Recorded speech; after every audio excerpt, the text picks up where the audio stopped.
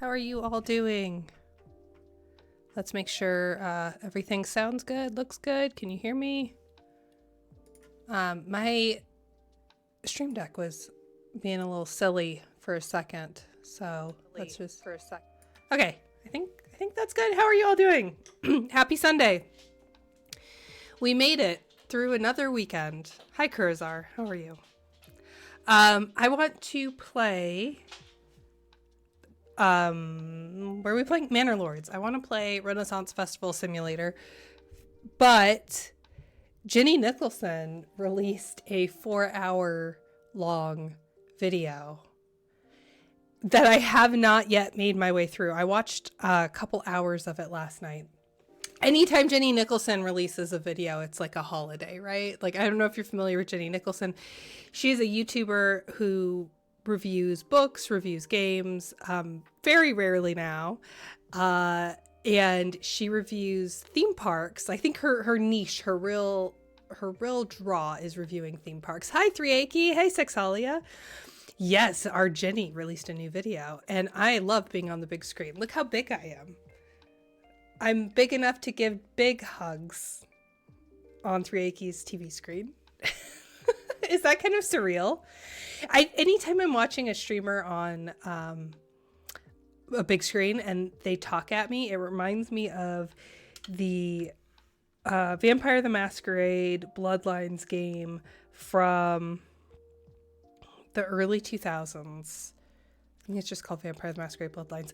And if you play as a Malkavian, who are known for being a bit bananas, you turn on the TV in your apartment and the newscaster's like, oh, there's been this terrible murder and we know you did it. And they like stare at you on the screen. And that's kind of what, for me, interacting with Twitch streamers on a big screen TV feels like. Oh, but this is kind of interesting. Hey, thanks for the follow. I like the onomatopoeic sound of your username. So before we even get started into video games, I do want to have a look at, obviously we're not going to, I'm not, you should watch Jenny Nicholson's video. I'm not stealing Jenny Nicholson's content. I really hate Disney. You know, I felt up until recently, I won't say that this is the straw that broke the camel's back, but up until recently, I felt kind of ambivalent about Disney. Like, sure, it's not for me. I don't really see the appeal, but like good for other people.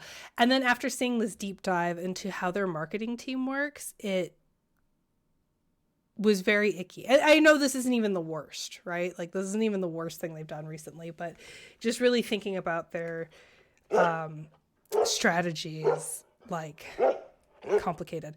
You just finished the video. Good for you. I made it like 2 hours last night before I had to go to bed. You should definitely watch the video. You should definitely finish it. I'm going to play a clip from, and I goofed and I didn't, I don't know that this is precisely the clip that I want to play, but it's related to game design and it's about 18-20 minutes in. So if you haven't watched the full video, this will not be a spoiler. And I definitely think that you should watch the video.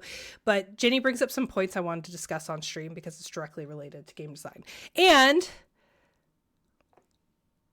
we have a corgi. Oh no, did I use all the treats? I did use all the treats. Nope. We still have the Jake's Bakes. Peanut butter bacon treats. Yes, the immersive supercut is exactly what I'm talking about, Zelly. I'm glad you clocked it. Do you know at what point in the video it was? I should have done my homework. I watched it last night while I was playing Baldur's Gate 3 and trying to romance Halson. I don't know what I have to do, by the way. Okay, 1 second. We need to back up. Let's do the corgi treat first. Let's resolve that outstanding ticket. There's a dog hair on the dog treat, and I'm not sure how that happened. Oh, Atticus is lined up for it. So even though he doesn't want to lay in his bed for some reason, he still wants the treat. And then Jack, of course, is on the other side. There we go. Good boy. They're also both dangerously close to my wireless speaker, which I'm guessing they're going to activate at some point, and that's going to be a jump scare for all of us. Okay, so good boy. early, but early in a 4-hour video is broad. Okay, so the first thing I want to talk about, and this background is very fitting, is how difficult it has been for me to romance Halsin. So, as you all know, I have an undying love for Shadowheart. Shadowheart was my first love in Baldur's Gate 3. Really only love. But I wanted to branch out and I wanted to romance Halsin for reasons that we don't need to get into here. And Halsin's like flirty, but then he's like, oh, I'm not sure. I mean, he is a consent king. Halsin is made of green flags, right? But I went to, now I'm in Act 3, so I went to the Worm Rest Crossing, and I asked, what is his name? Boney, the golem, the stone golem that, Boney and Stony, I think, or there's a couple, a husband-wife duo that make sculptures. And so I obviously commissioned them to make a nude sculpture of Halsin, which is now in my camp. And Halsin's still like, oh, I don't know. Are you feeling it? Like, are you interested in me? And I'm like, bro, like, look at the statue. Like, why else would I do that?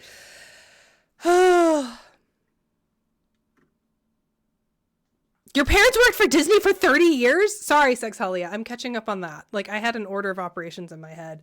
And I need to talk about how Halsin's like, Halsin is in my party. Halsin is like adventuring with me as well. I'm using owlbear form to the max. I have Halsin. I have Gale because I never played with Gale in the first playthrough. I stocked up on face paint, so Gale perpetually has the clown face now because I hate him. And everything he says, I'm like, ugh. And he's still, Gale's like, can you like look at the sunset? Do you want to sit down and look at the sunset with me? And I'm like, no, I don't, Gale. I'm sorry, I don't. And then I tried Will, but I still don't know how to play a warlock in 5e. Like, that is a challenge for me. I need to sit down. I think I'm gonna, I don't know. I think I might pick Will for my Dark Urge campaign. I don't know. It's probably bad. Will's such a pure soul that I don't know if that's going to go down well. And I have Shadowheart because for some reason I'm addicted to Shadowheart. And Shadowheart is now like, hey, I'm having feelings for you. And I'm like, I know, Shadowheart, I know. But I really want Halsin this time. And I know you can do both Halsin and Shadowheart, but I'm trying to play it so that I get Halsin first and then Shadowheart. Oh, it's only like 2 minutes in. Okay, perfect. Eldritch Blast. Yeah, that's all you need to know. Okay, so I was like way off with where I thought it would be. Okay, so Sexhalia, we want to hear about your parents clearly. And while you're typing up an essay, which you don't have to do, obviously. Only tell us what you want to tell us. But while you're doing that, I'm going to play the supercut that Zelly says is like 2 minutes in. Also, thank you, Zelly. You are clutch for doing the work that I should have done. I think I'm in a not great spot to whatever. This is fine. We're going to watch this. So I'm only going to play like a 20-second clip. This is 2 minutes in, so it's not a huge spoiler. You should go watch the full 4-hour video. I myself am only halfway through it, but I think it's really interesting. So this video is about the Star Wars Hotel. So not to be confused with the Star Wars area of Disneyland. Or Disney World, the one in Florida. I get them confused. But briefly, from like 2021 until 2023, for 18 months, there was a hotel Star Wars immersive LARP experience. Disney did not use the term LARP. This is my own term. Sorry for AutoMod getting all antsy. Crap, Disney World. Okay. I meant Disney World. So for a while, Disney World had a Star Wars hotel, and it was supposed to be like you could be a character in the Star Wars universe. You're going to board this ship called Halcyon. You're going to take a cruise around the universe. And the idea was like, what if you could have a cruise ship, but in the Star Wars universe in space? Obviously, the ship was a hotel that was based on the ground. It did not go actually into space, but it had themed actors, it had themed food, it had themed hotel rooms where you would sleep, so on and so forth. And Disney did not use the term live action roleplay, but it very much was a live action roleplay experience. And I want to talk about this for two reasons. So one is the general idea of like, why is it so hard to have a financially successful and sustainable live action roleplay like anything, right? Like Evermore, and now this hotel. Why is it difficult to monetize that in a way that's sustainable? And then two, immersion. We need to talk about this word immersion, and then we'll actually play Manor Lords. I promise. We're going to talk about a bunch of stuff. Okay, I want to catch up on what Sexalia wrote.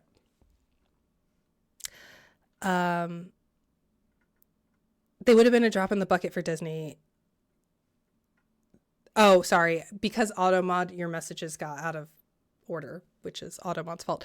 My parents were middle managers and my dad got cancer. Oh, I'm so sorry to hear that. And he continued to work until he literally died. But since he didn't officially retire before he died, Disney made my mom fill out so much paperwork. And my mom messed up, so they denied her my dad's pension. They would have been a drop in the bucket for Disney, and they couldn't do a damn thing for 30 years of loyalty.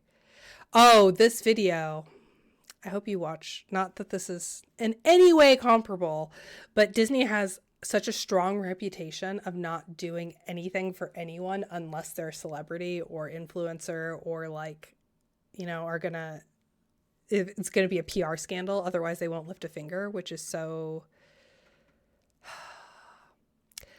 I made a zine about being a Disney kid growing up and how much I hate them now. I would love to see this scene. Yes, Jenny touches on it multiple times in the video. Not that it's in any way comparable, but just that your experience is universal. The Disney versus DeSantis fight was so conflicting for me. I can imagine. All right, let's listen to Jenny talk about immersion first.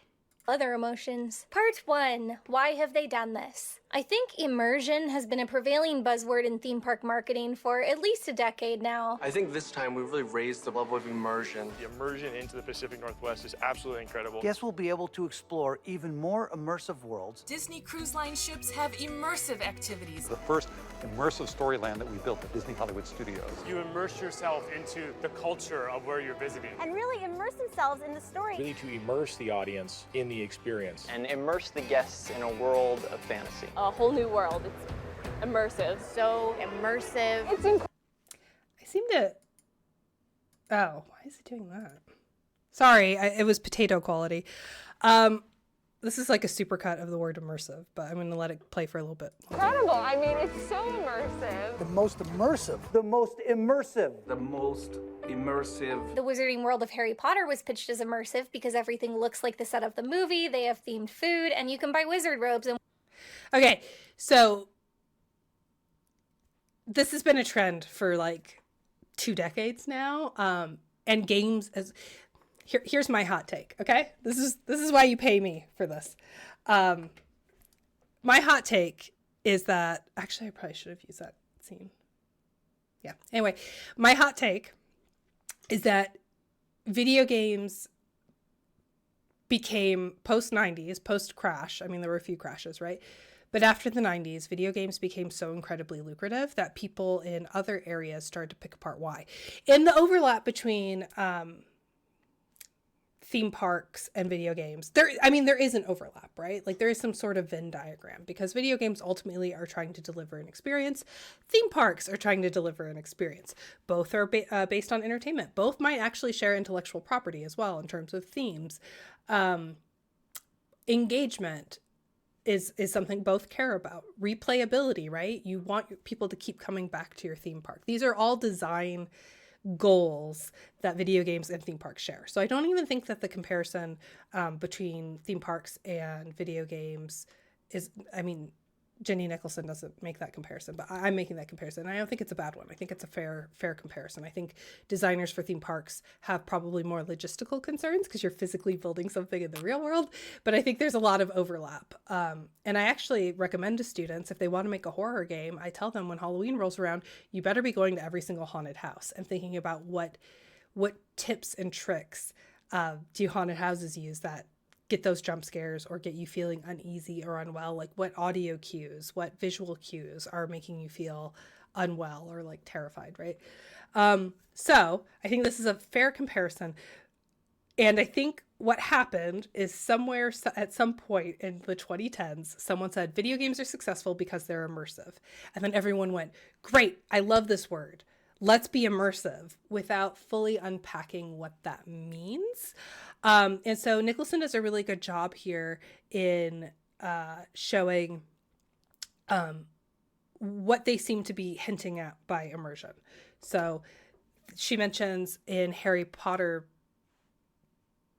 land, I don't know what it's actually called, I'm so sorry.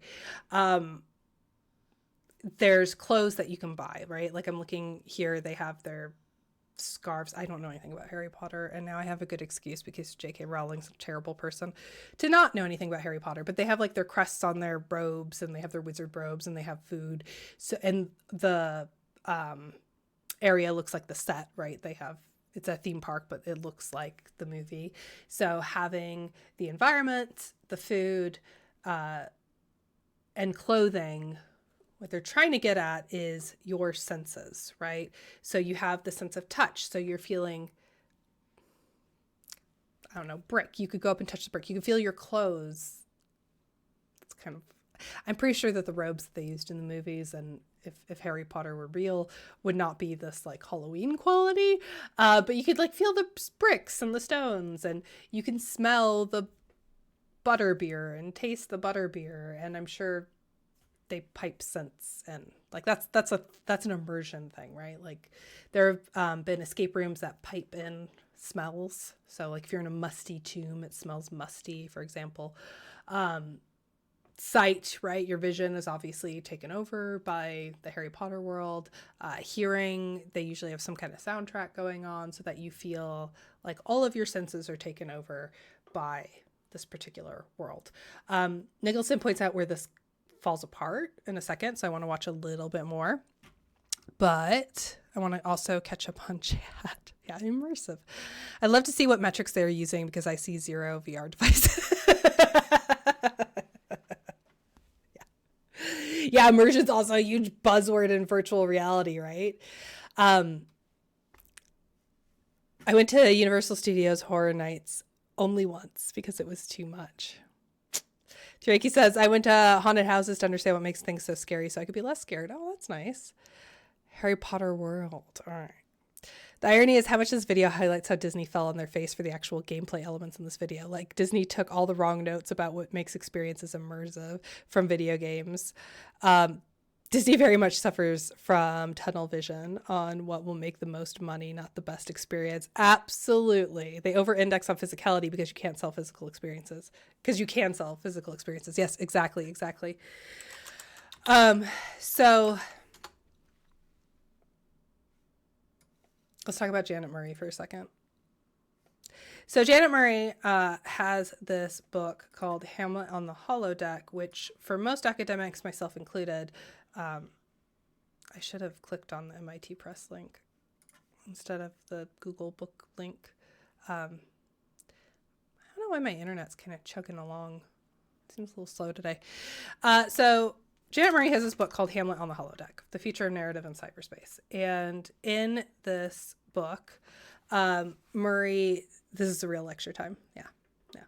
The other people talked about immersion since. Obviously, this book came out in 1998.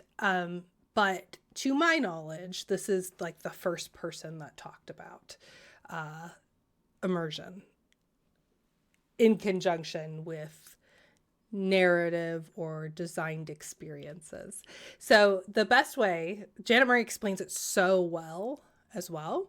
So Murray explains that immersion is like being underwater in a swimming pool. And I really, really like that example, that take, because when you are underwater in a pool or in the ocean, I don't know. I don't go into the ocean, so I always say swimming pool because that's less terrifying for me. We've been over this. I hate the ocean. It's terrifying. Your entire senses are taken over by the water. So your vision is impacted by water. Shapes stretch in water, right? Distances look different. Feeling, right? When you don't really think about how you're feeling air, but you are. Like even when you feel your hands, there's air between your hands, like even when I clasp. This is one of the most bananas thing I learned in when I was doing my undergrad in my minor in astrophysics is like how there's still air molecules between your hands. Even if you press them really hard together, there's still air there. So your tactile sensation is impacted by air, which is why when you're in water, it feels different, right? You feel smoother, you feel sleeker. Noises echo differently, right? Because sound travels through water differently than it does air. Don't smell, right? If you try to smell underwater, you're going to get water in your lungs and chlorine in your sinuses, which would be a very bad idea. Likewise, you could taste pool water. I do not recommend it. That's kind of nasty. But anyway, all 5 senses are taken over and subsumed by this experience. So that is where I think Disney has gone. Okay. Now the other part of that, the holodeck is a reference to Star Trek, right? And where you could go in like essentially virtual reality in the Star Trek universe and experience cool narratives. Like you could go into the Wild Wild West and take part in a high noon shootout. So there's the feeling, all of your senses being absorbed by this virtual reality, but there's also the gameplay elements. Narrative being one of them. Narrative is the one that Marie focuses on, but of course we can focus on anything else. And in fact, Jenny Nicholson does. So teaser trailer for the rest of the video. I'm going to watch a little bit more of this clip on immersion, and maybe we'll actually play a video game. Hell yeah, MIT Open Access. I'll actually let us swear for that one, Sexalia, because I agree. I'm really excited when things are open access. So if you want to read Hamlet on the Holodeck, you can go to MIT Press's website and read it. Oh, that one wasn't open? I didn't look. Look, the book is from 1998. I'm not encouraging you to do anything illegal, but if a book is from 1998, I'm going to guess that it's not going to be super difficult to find a PDF. Make good choices. That's all I'll say. Yeah, smelling becomes lethal underwater. Immersion is a huge buzzword in VR. Thrieki, I want to hear more from you on this because you are the expert in VR. It's often measured and requested to be measured in testing, but it's one of the few things we've ported from academia. So I want to talk about measuring immersion. Not even in VR. Not even in VR. I want to talk about how we measure immersion in general, because that's super user research. This is like a good user research lecture, but we'll do that in a second. I want to catch up on chat. How did Skyrim affect any of this? It's engaging in the user physically versus emotionally or intellectually. Go to your library. Oh, that's right, Sexalia. I forgot libraries exist. Actually, Sexalia, we're never going to get anything done. I'm so sorry. I don't want to drive when it's snowing. Okay, fine. It's probably less safe to cycle because not everyone cleans, like the bike lane is probably going to be covered in snow and ice. But now that the weather's nice, I have been riding my bicycle, and I forgot that one of the best things about riding your bicycle instead of taking a car is that you find all sorts of cool little shops and little nooks and little cafes and little libraries that you wouldn't have noticed. So very close to me, there is a Victorian library that's run by the city that I had no idea existed, and it's in an old schoolhouse, and it was closed. I met a friend in a Sugar House. Like, we have this little strip of restaurants and bars, and I met her there for a quick beverage, and on my way home I saw it and it was closed already, but I am desperate to go there now, and my library card will work there, which is really cool. So don't use cars, you should ride bicycles if you can. Video games are good. The latter, Disney and other theme parks, really focus on the former. Yeah, I think we're gonna unpack that more, Zelly. I think you're spot on with how, yes, you can buy the Harry Potter robe, but you can't really get the intellectual stimulation or emotional connection to the Harry Potter world in Harry Potter world like you do through the movies. Where's Jordan for this discussion? Where is Jordan? Can someone check on him? Is Jordan in the room with us now? Okay, all right. Let's play for a second.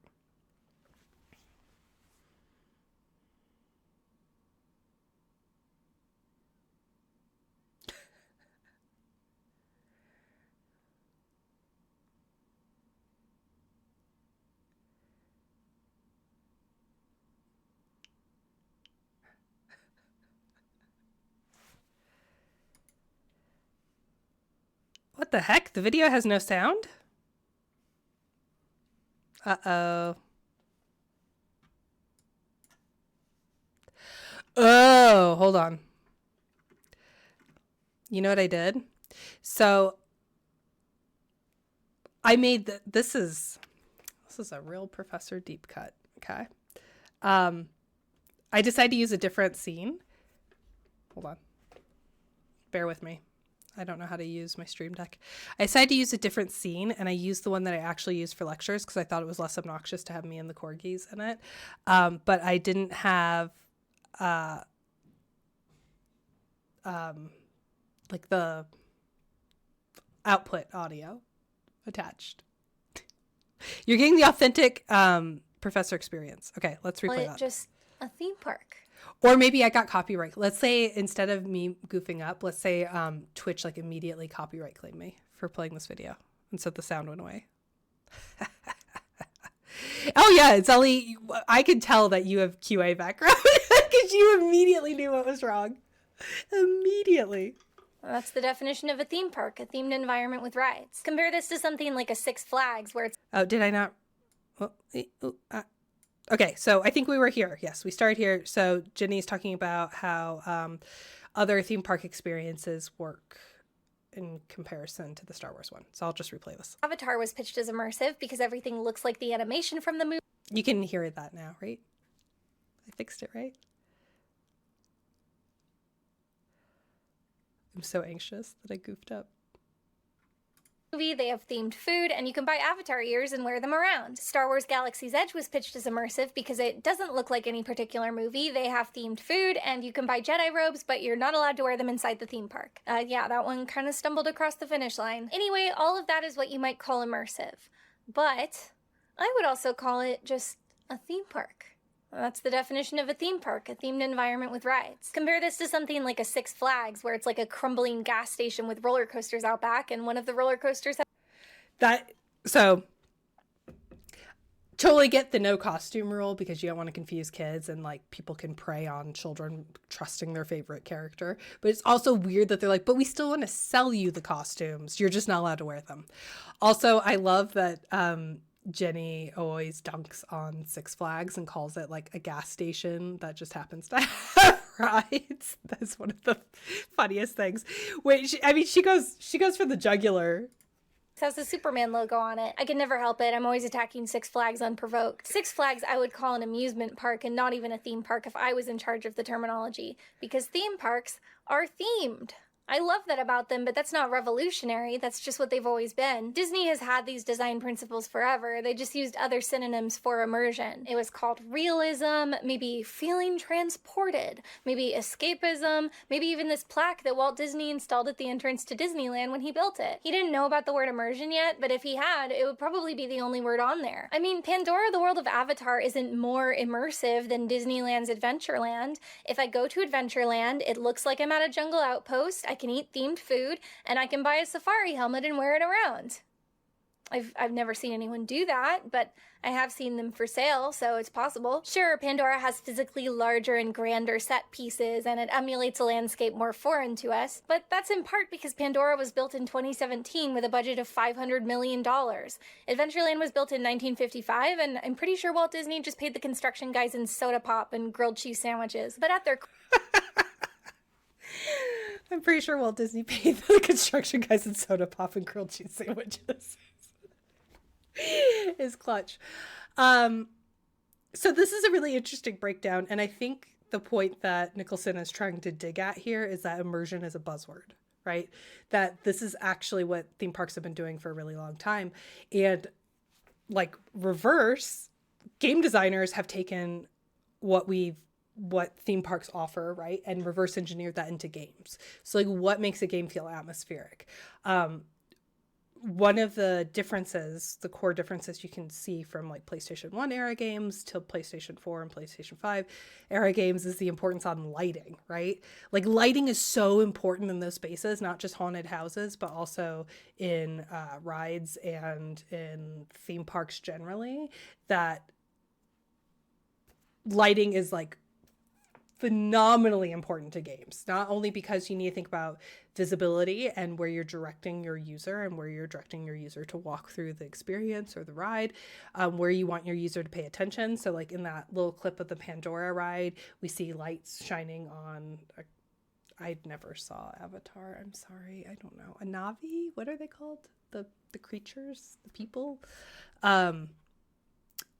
That is like 101. Games use lighting all the time to direct users' attention or to or away from something, right? Synergy. Six Flags is themed just poorly. Some places engage in the laziest form of theming. I went to a Ghostbusters buffet. Hold on, Brant.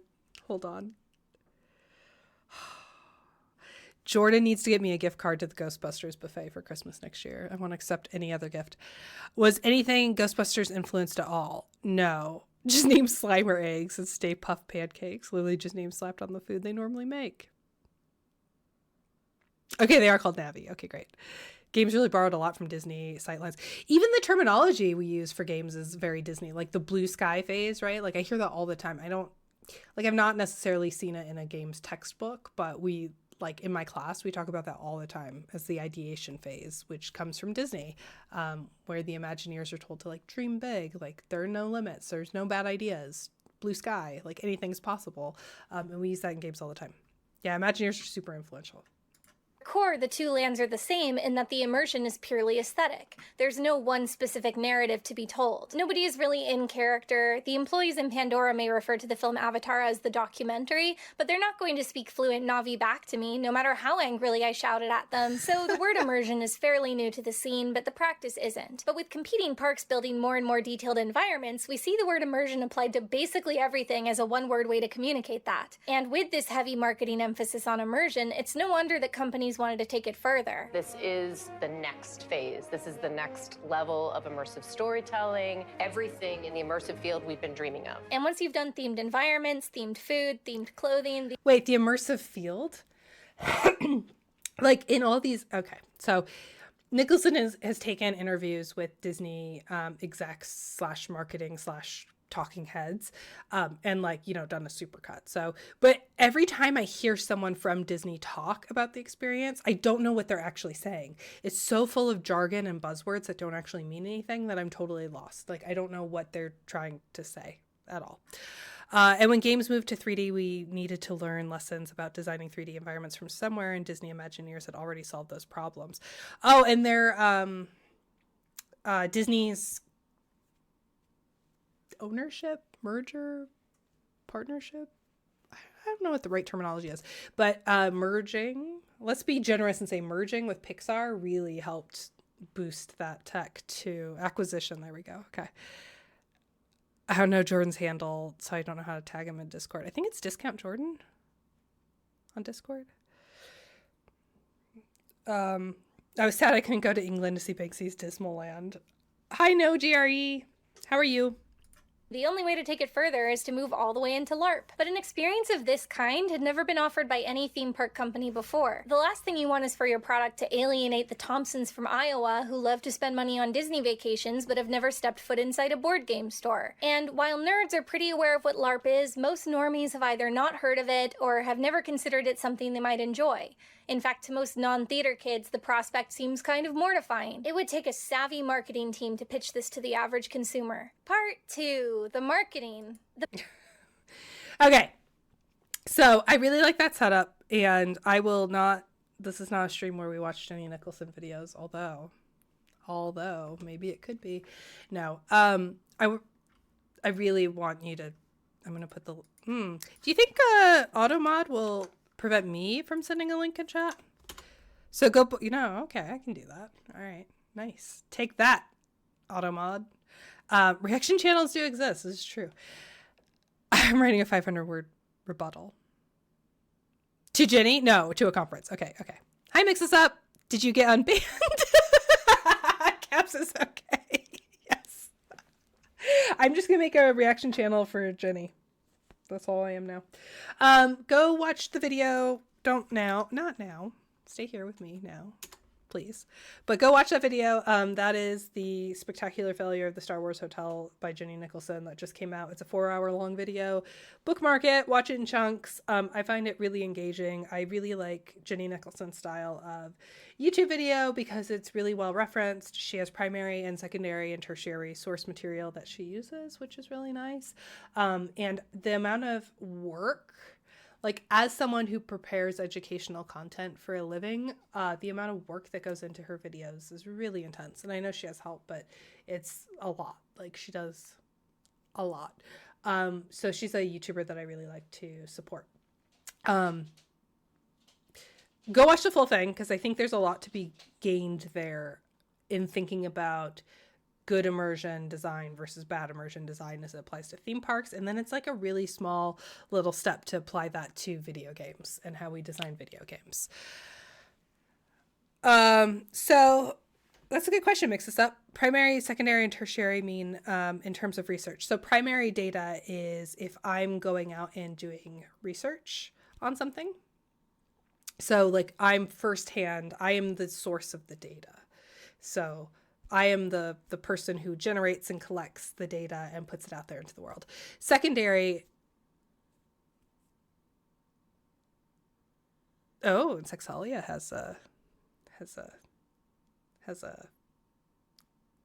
definition. Couldn't think of the word. This is great. Secondary is someone else has, this is how I use it in terms of sociology, but they're flexible definitions. Secondary is like someone has a data set. So like the US Census has a data set, and then I take that data and I analyze it, and then I produce my results. So I'm a secondary source. I'm not the first person to collect the data, but I'm doing a unique analysis. And then tertiary is someone has like a meta-analysis. Someone has already done the research, and they may or may not be the same person who has taken that data and then released results. But this is like a collection of all the results to make like a meta-analysis of. So if we want to say something like, scientists believe this thing. This happens a lot with medicine. So I'm thinking particularly of like the National Institute of Health. So when we say like, we know it's not safe for children under a year old to sleep with toys or pillows or blankets in the crib because it can cause sudden infant death. That could cause asphyxiation. That is based on a meta-analysis of like hundreds of papers that have studied this. Does that make sense? And then I want to read what Sexalia wrote before I have allergy test. Hold on. There's so much. First of all, no GRE. Good for you for writing a rebuttal. I need to catch up on chat. I have stories. We should do a whole stream that's just me reading all my rejections. I wouldn't want a LARP-like experience. The recreation museums like Connor Prairie or Colonial Williamsburg is more well known. That's neat, but I wouldn't want a full day experience that way. Yeah, like I really want to think through why these. Yeah. No, I agree. LARP is weird for a lot of people. So Sexalia says primary sources are original documents, diaries, newspapers. Secondary materials that react or talk about those as sources for the humanities. Primary sources are different in different disciplines, like a literature review, systematic review, meta-analysis, tertiary, or like a lit review, etc. Let's all read our reviewer number 2 comments. Now, ironically, reviewer number 2 is the nicest to me. Yeah.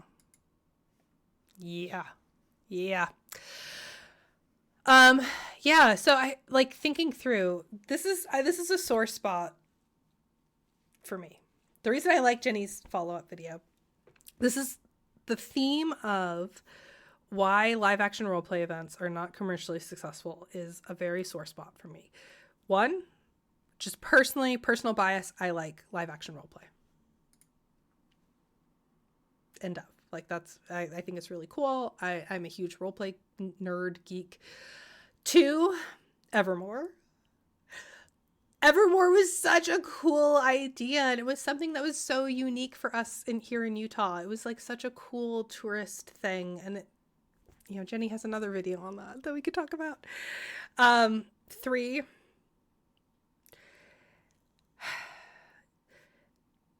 live action roleplay for me,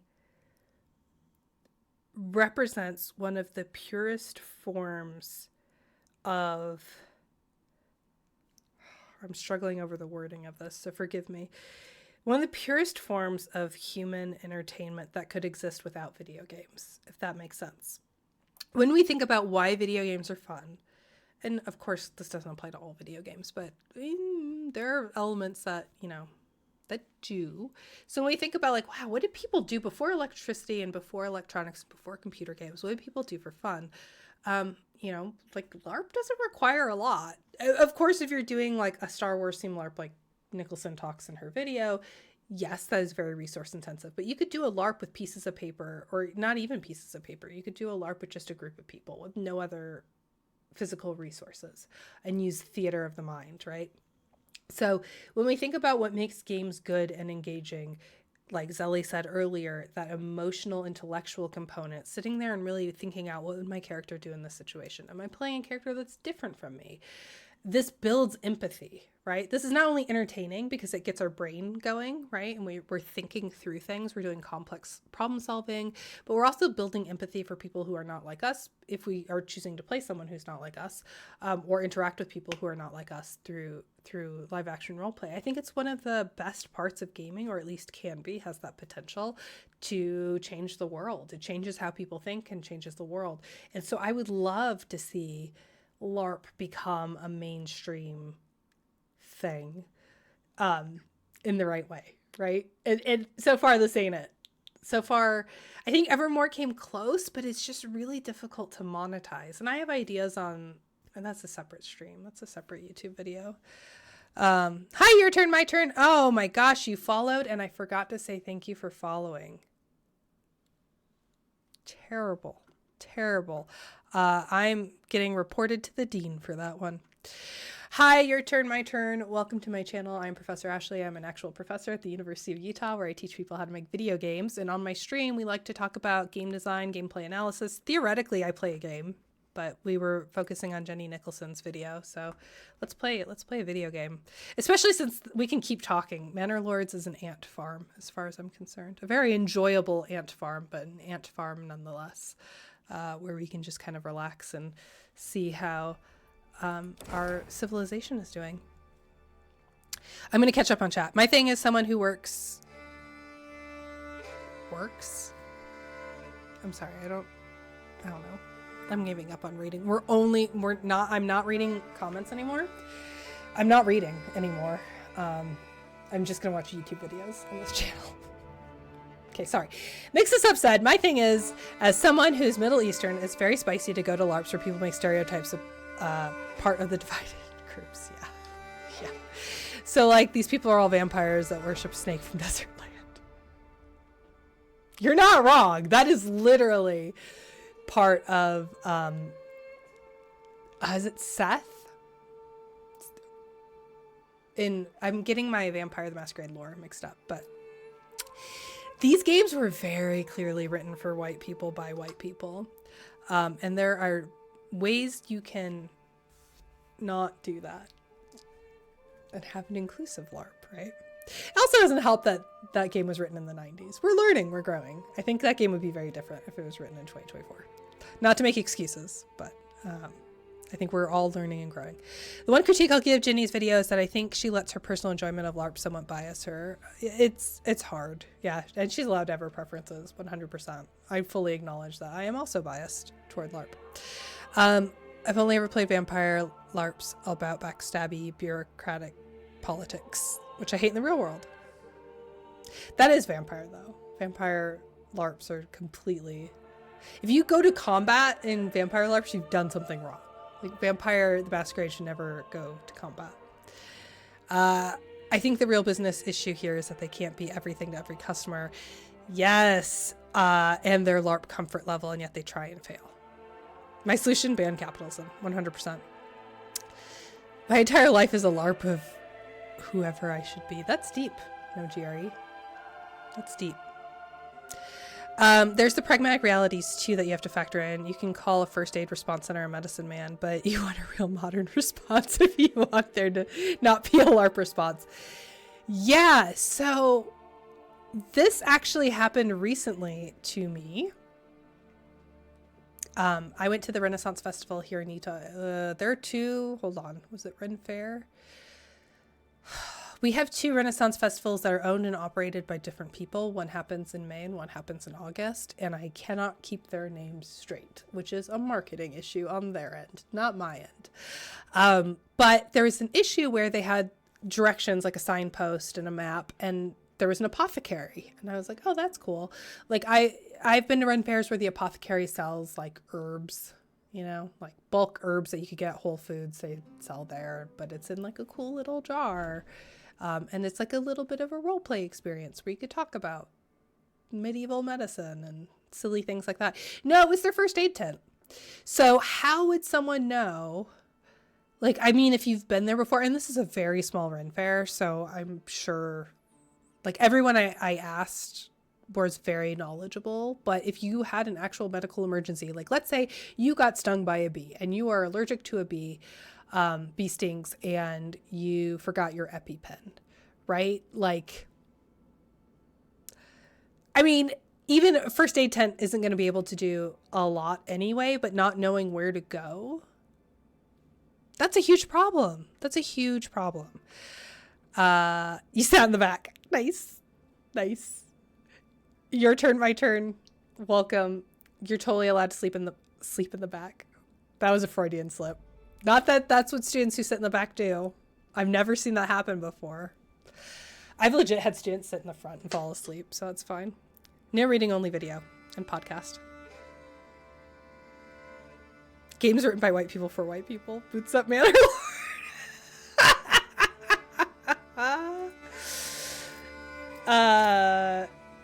Yeah, we learned. Okay, this is a dev of one. I'm gonna be generous. I actually, you know, let's be really clear here.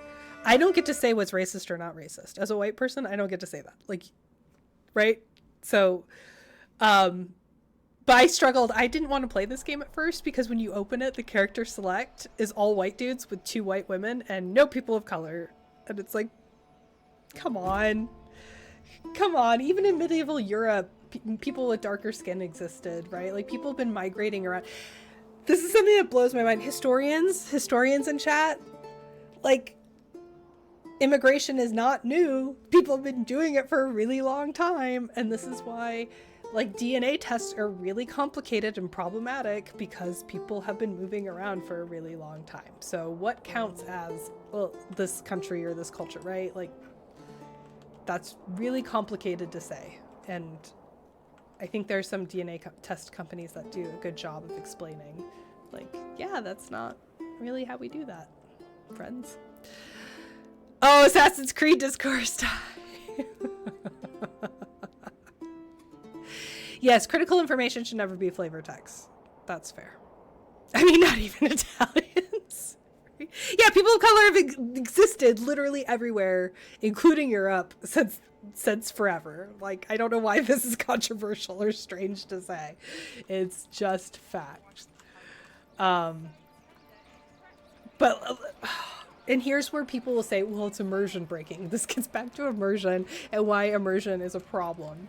Not just as a buzzword, but it's used to exclude people on the basis of freaking nothing, of no fact at all.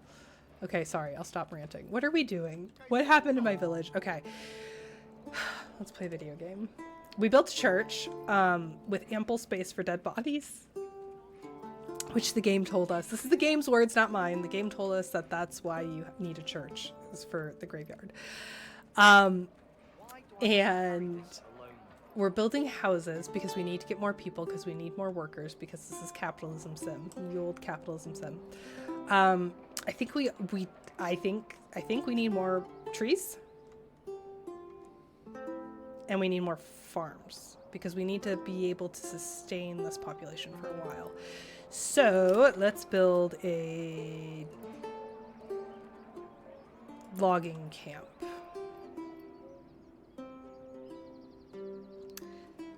Well,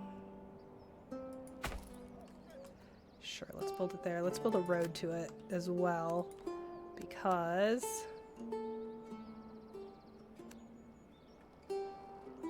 I'm going to build it the shortest Do you think people are going to use it if I do that? I have a real problem where my villagers are just like, yeah, wherever. I'm just going to walk through your field. I don't care. Which is fine. But low-key not fine because then they destroy the grass. I guess. We'll do that. And then we'll build farms in between here. So there's a logging camp. And then I need a firewood camp as well, probably. Which we can build like off of here or something. Something like that. Connect these. And then connect this. And I will reach out, I promise.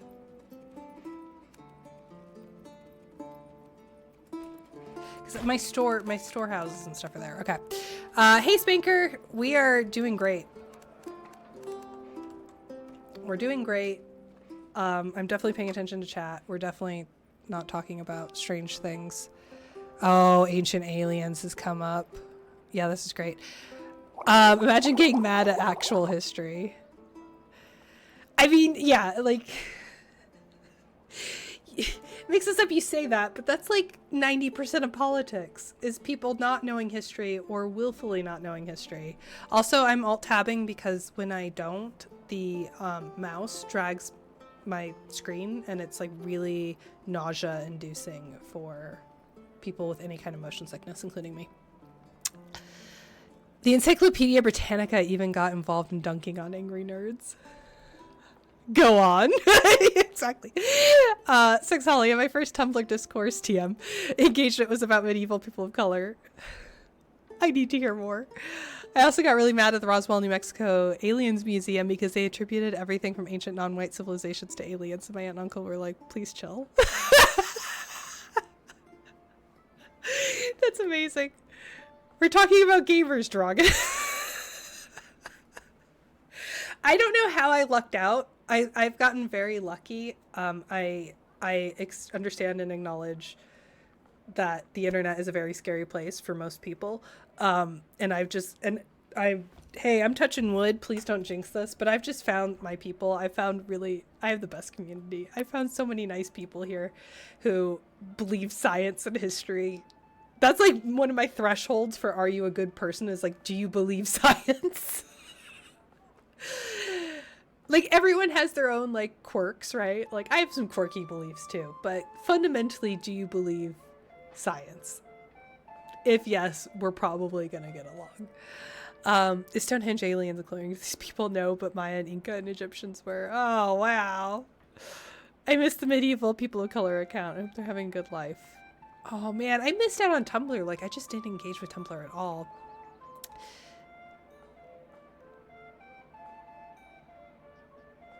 Can you open us up on You Like Phone or something? I don't know what that means. Please enlighten me. Astra, my shin? Mishin? Astra Mishin? I would like to pronounce your name right, and I fear I'm not doing that. Would it be a nightmare to build the village inside of a forest? That is a very good idea. Let's really make our village unpleasant. I don't know. I'm like min-maxing efficiency because I'm really scared that we survived the first year, but I'm like full on strategy mode. I'm playing this like I played Against the Storm, which is way less fun than I should. And I probably should just make a nightmare village like I did in Animal Crossing. Time to say problematic things. No, mix this up. You'll get banned again so fast. I was there a while back. Oh, the New Mexico Alien Museum and high school level dioramas. 100% would never go back. I am a sucker for high school level dioramas, but I was so mad that my aunt paid for the tickets. I was loud about it. It's amazing. Oh, I get it. Mix this up to open it on phone so I can read chat. Yeah, let's do that. Let's go back to the game. Astromycin. That sounds like a great pharmaceutical. Astromycin, welcome in. Thank you so much for the follow. I appreciate you being here. I'm opening Twitch on my phone so I can do what regular streamers do and read chat and not like go scroll chat.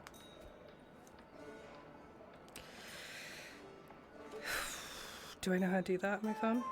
Make sure my volume's down. Okay. I'm smart. S-M-O-R-T.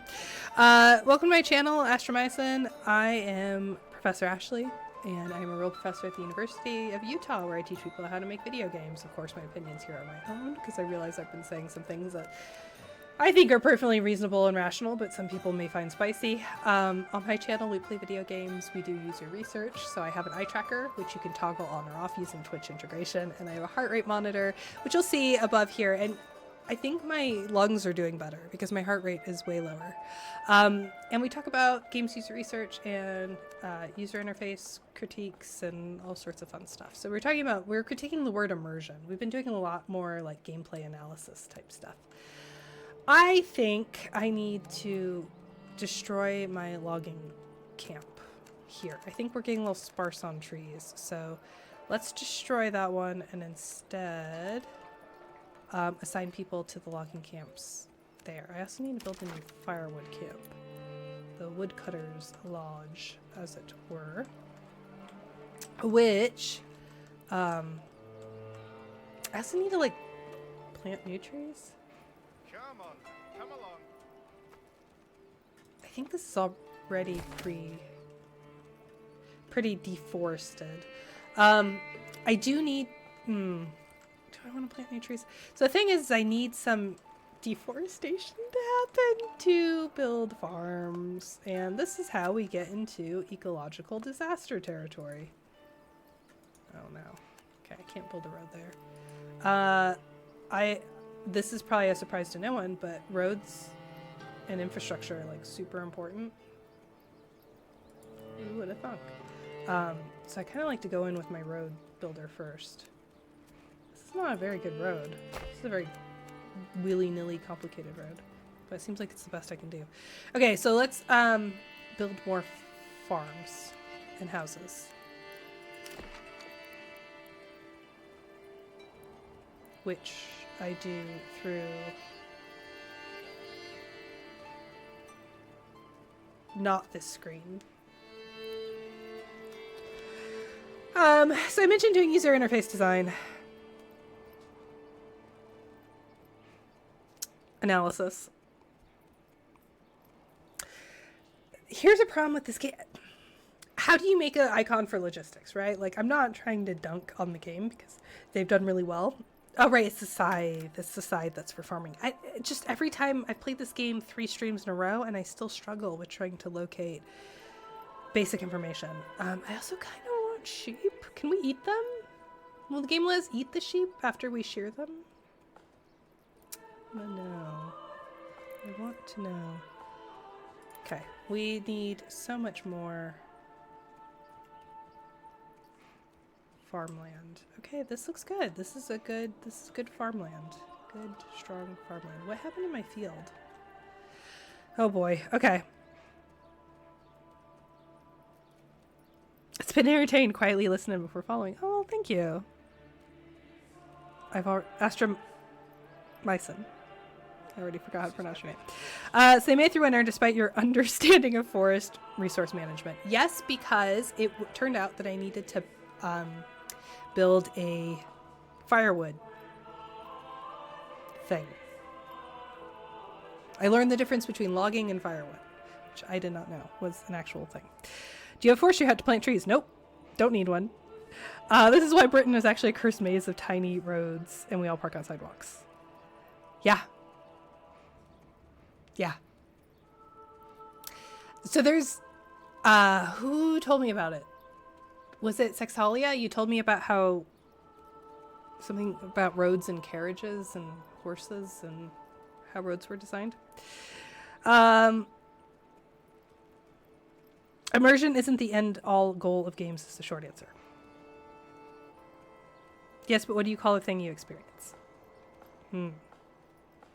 Like, immersion is a good descriptor of it, but what is it called when you're not immersed? But still, like, true. Zelly says, for example, being confused about having to alt-tab to Google a question will break immersion more than a gaming element like glowing arrow. That helps the player understand what to do, even if that's not realistic.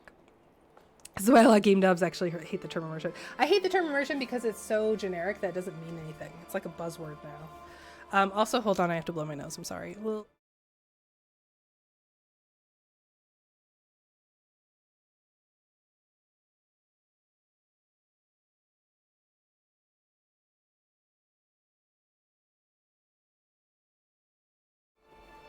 Hi, welcome to my stream where I always have issues. Welcome to my stream where I have to mention every week that I'm sick again because of my toddler. Actually, this is just allergies, probably. Again, I've been cycling a lot, which is really good for the environment and my mental health, but not great for allergies. Is this good enough for a field? Oh yeah, okay. Seems fine with that. We need a livestock pasture. Have we unlocked that? Can we do that? Can we make a pasture? Livestock is stinky though, so I don't know if I want. Well, sorry, medieval peasants. How much space does livestock need? Oh, okay, I guess that amount. Cool. We need a farmhouse. Now, do we need like a shepherd hut? Sheep farm. Oh, okay. This is okay, but it has to be connected to a road. Okay. We got a lot of construction going on. We got a lot to do. Should I not have put... No, we should have... Oh, God. I don't think I'm doing great. So I know the game told me something last week about how we can build fences and then the sheep can go and graze in, like, the off-season, and that helps with crops, ? But I don't remember specifically what it said. Was there a way to use carpentry destined logs for firewood? See, this is what I said, Spanker, is that if my villagers aren't willing to use logs, then they're going to be using their furniture to heat themselves over the winter. And then a bunch of like this war is mine jokes started happening. You don't know if that was true. Horses. Do you say issue or tissues? Oh, that's a good one, Kurazar. It's a good one. Immersion can have different axes and effects like narrative immersion, systems immersion, explorative combat immersion. Yeah, it becomes so much more complicated. I don't actually use the term immersion breaking. Like when I first started teaching design, I would use it a lot. And now I find that means so little, or students discount that or ignore that because it's like, well, what the hell does that mean? How do I actually action your feedback? So now I say it's a distraction, which is so funny because distraction's like the more basic term, but what do I care about? Do I care about sounding fancy, or do I care about people actually knowing what I'm talking about? Obviously I care about people knowing what I'm actually talking about. So, hey Zelly, you told me to go orchard skill tree. I'm blaming you for this, which is cool, and I did that, but now I don't know. I don't have any trees. The issue is I don't have any trees. 100% blaming you. All right, let's see if we can do one more field and then maybe do like the farm hut.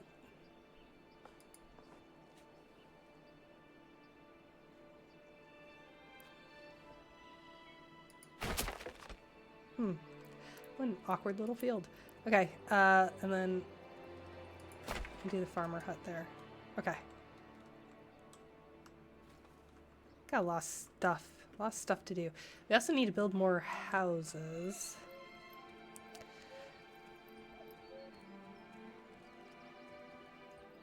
Welcome to my stream where I always have issues. Yep. And Dove. What does Zelly say? Zelly says, do you direct your loggers to focus on specific areas? I absolutely don't. I didn't Against the Storm, and I don't know how to do it in this game. So I've just been letting them have free range, which is probably not great. But I need this land for my urban sprawling metropolis so I can build a shopping mall. Actually, my villagers hate the woods. Do you have forestry hut? I do now. Don't cut down trees around the berry bushes or the down. Oh, okay, no, we're good. Ish. Do I want to destroy this then? Okay. So I'm getting the vibe that I should actually just destroy this, which I can do. Yes, we'll demolish it. That's fine. Okay. What? Any supplies there? Can I just take them? No, okay. So I guess we just have logs that live there now. And we'll put a forestry hut. I want to do good at this game. I really like strategy games. Chat, I want to get to you, but I guess I could pause this. But let me just build a forester's hut. The rhythm of the game is such that I can just plop things down and then read chat and then do more things. Where is the logging hut?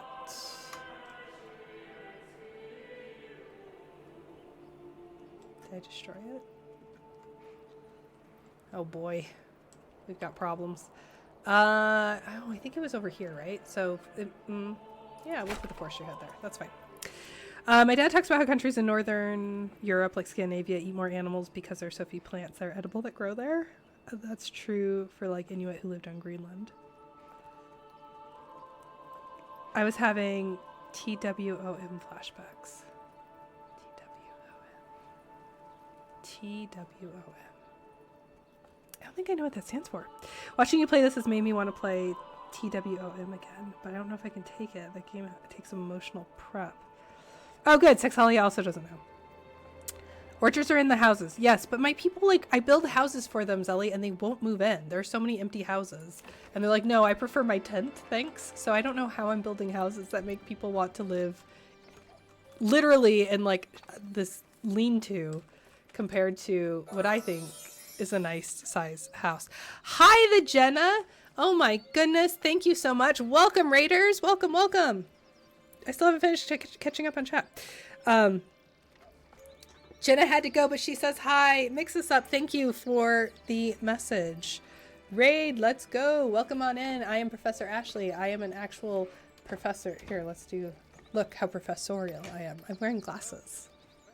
I am an actual professor at the University of Utah where I teach people how to make video games. Welcome on in. On my stream, we play ant farm simulators. Medieval ant farm simulators. This is Manor Lords. And we talk about the design. We've spent most of this stream so far talking about why the term immersion is meaningless in game design. I have an eye tracker that you can toggle on and off using Twitch settings, and I have a heart rate monitor that is up there. The Jenna is the best, by the way. I finally have been able to catch some of her streams and follow her on social media. You all should do that. You all, thank you so much for the follow. You should all go follow the Jenna. If we can get a shout out to the Jenna in chat, so I don't have to alt tab. I guess I could type. Can I type it on my phone? I'm not a good streamer. I have issues. We've established this. The Jenna is awesome. What was she playing today? Tell me about her stream. Was it a good stream? She plays some weird games that I'm kind of obsessed with. Oh, speaking of, the Unrequited Library told me about an ARG horror game that I wrote down that I forgot to look up. So we need to do that.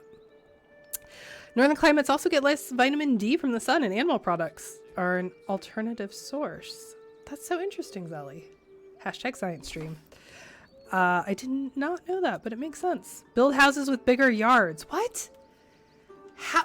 Are you kidding me? In this economy? I'm not even being funny, Zelly. So here's the thing. When I go to build a house...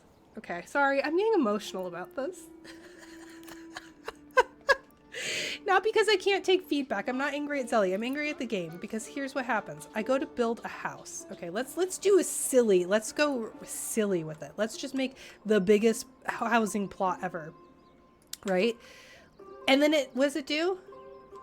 It puts more houses there. Like, what if I wanted to build a Sims house? Like a silly Sims house that's like opulent, right? Like, here, let's just zone this whole area. Look at this. This is wild. Let's do this. And then it just puts more houses. What? Like, look how many houses that is. It's like, what, you want another house? Or is this like the workshop?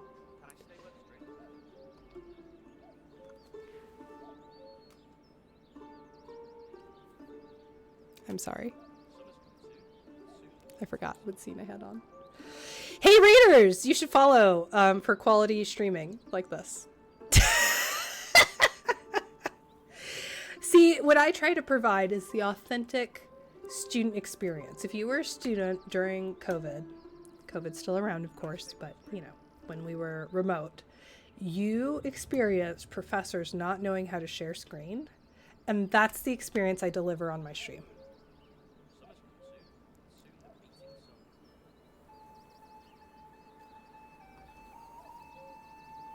Just wanted to zoom in on my face.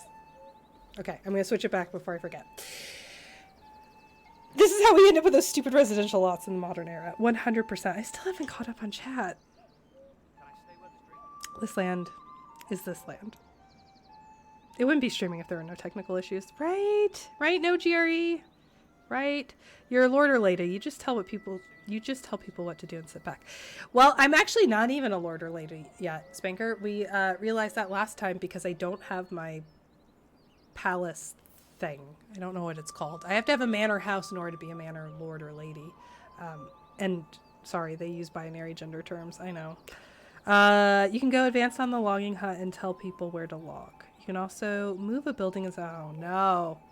Oh, this war of mine. That's what it stands for. Okay. Destroy the tent.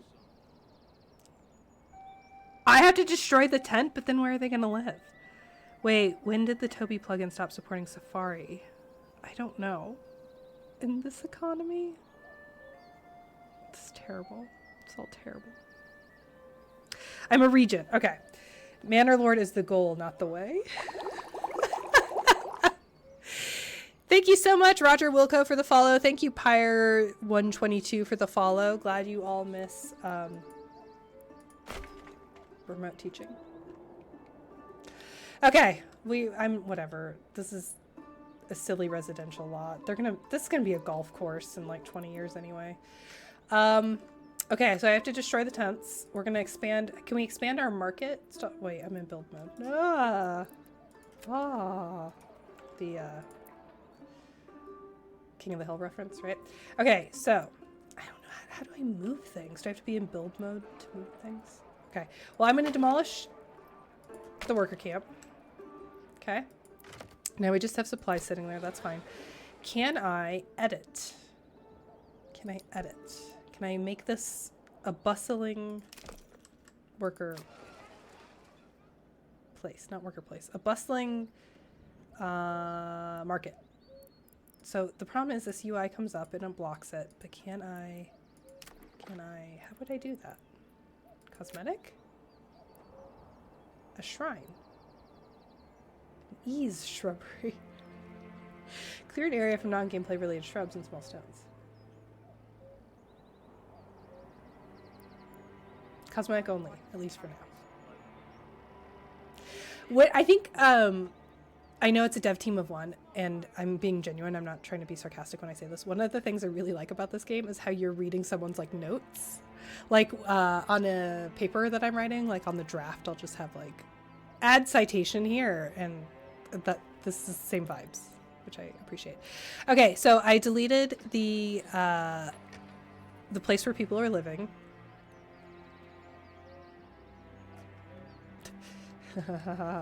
Which is fine. Everyone's gonna be fine. We're in April. We got tons of time before what this person probably has a house.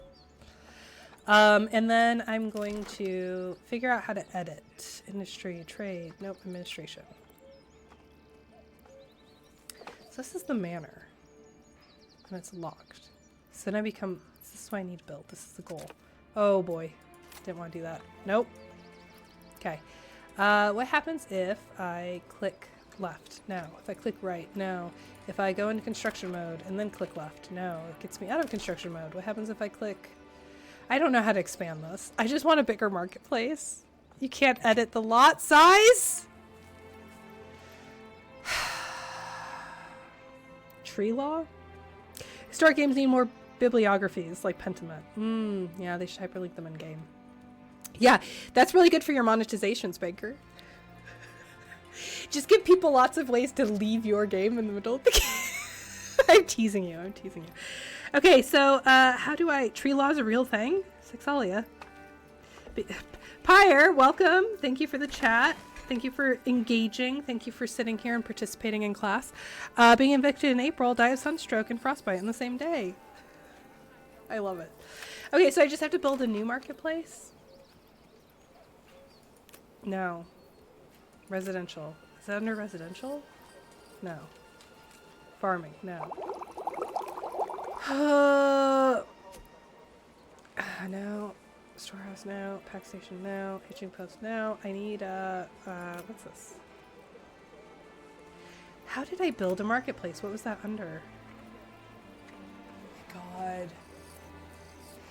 That icon does not say marketplace to me. It does not at all say marketplace to me. Okay. I know we don't have... Look, you have to... If you build it, they will come. I know we don't have the demand for a giant marketplace now, but we definitely will.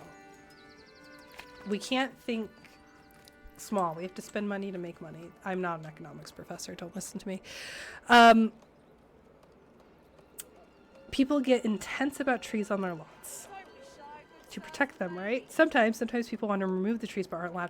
My favorite story about that, Sexalia, I wish I had a citation for you. I want to say it was some YouTube video, but there was a wealthy, I think it was in Canada, I'm thinking like British Columbia. There was this wealthy neighborhood whose entire selling point was that it was built on a cliff that overlooked the ocean in like Pacific Northwest, like gorgeous. And the homeowners, like there was a tree line for science reasons. Maybe this was a TikTok. But the homeowners wanted to cut down the trees because they wanted to see the ocean from their house. They wanted to be inside the house looking out over the ocean. So some homeowners did this anyway, right? And the forestry got involved and said, hey, you can't do this. And they were like, well, it's my property. Ugh. And they're like, okay, but there's really good reasons why you can't do this because it's going to end poorly for you. And they were like, don't tell me what to do. And I'm like, okay. So the homes that did this ended up with their houses in the ocean because trees and tree roots. Ooh, this is what Zelly was saying. Trees and tree roots prevent your house from crumbling and going into the ocean. Am I doing this right? I don't know if I'm doing this right. It seems like a really small work area. You know what? Good. I can see where this is going.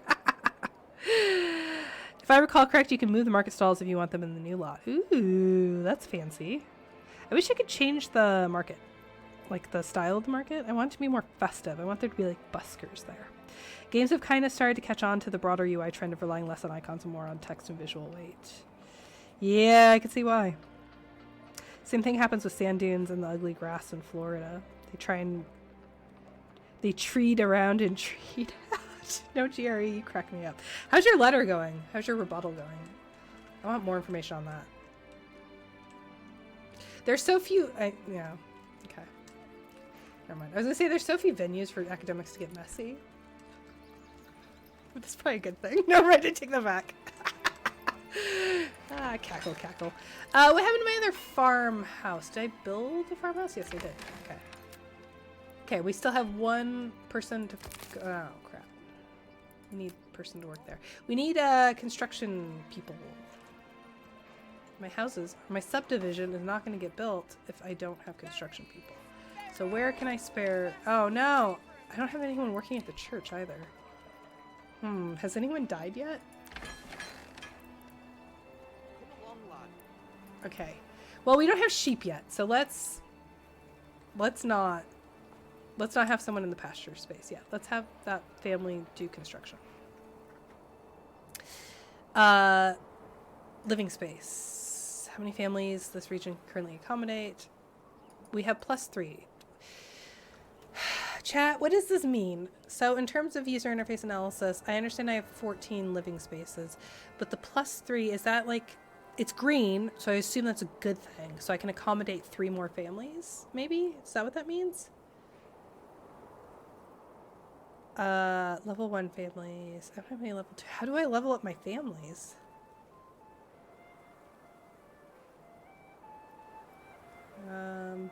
Okay. Side families needed for construction work. Okay, I think I've resolved that because I have one person on the side now.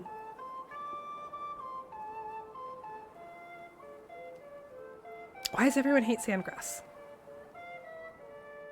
I love that grass. There can be a lot of sand spurs that stick to your skin and it hurts, in my experience anyway. Oh, in New Jersey we don't get spurs. Must be a different plant then. I'm most familiar with Gulf Coast stuff, which is different than Atlantic Coast stuff. I am obsessed with the discussion of sand, grass, and spurs. This is what the stream is now. It's due by Friday. This is just the first draft. I need to give myself a few days to let it sit. No, Jerry, I don't know if you do this, but I always write the letter I want to send first and then delete it and then write the one I should send.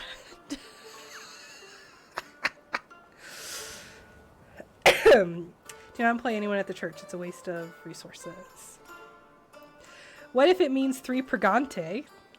I love that.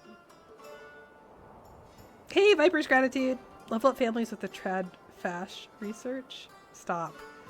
I believe the +3 are the new burgage plots you designated but have not yet built. Oh, okay. Was that only 3? Yeah. That's probably what that is. You're probably right. I have to cough a lot. Hold on.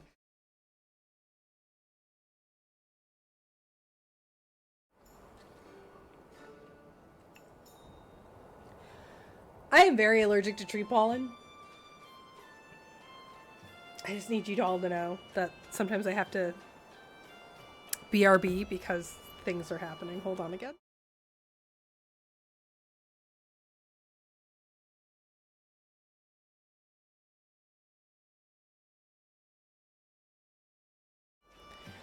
Okay, thank you.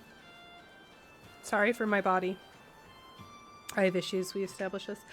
The game is what every countryside outside America looks like, also the Midwest. Vipers, my favorite part is that is the ... also the Midwest. Yeah. I read a letter in a Word document and then 3 more times in pen, so it looks presentable to send.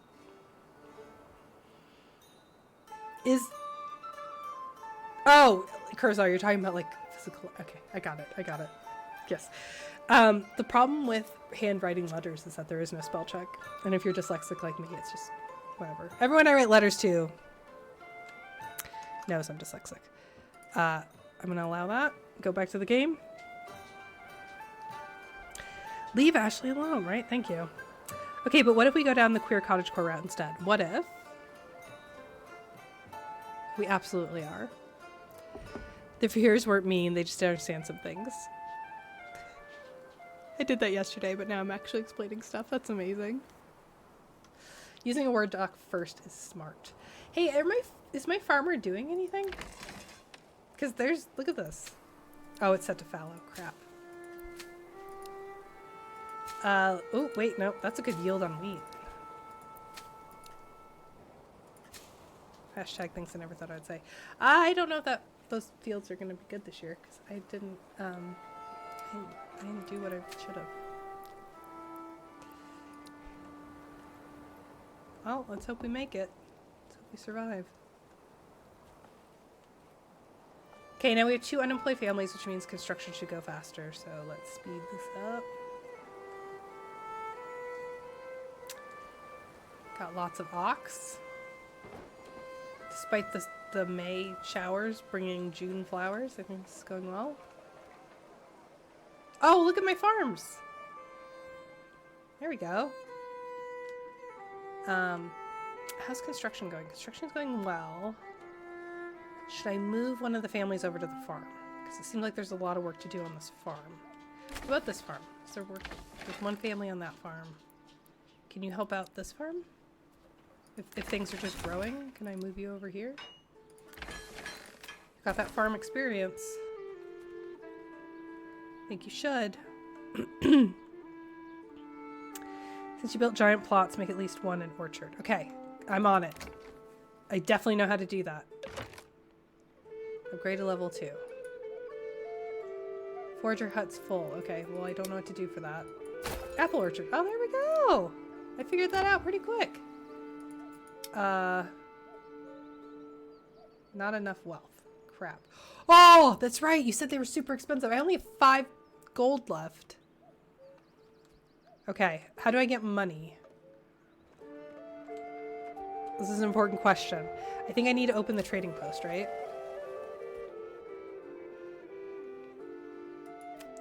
What can I trade?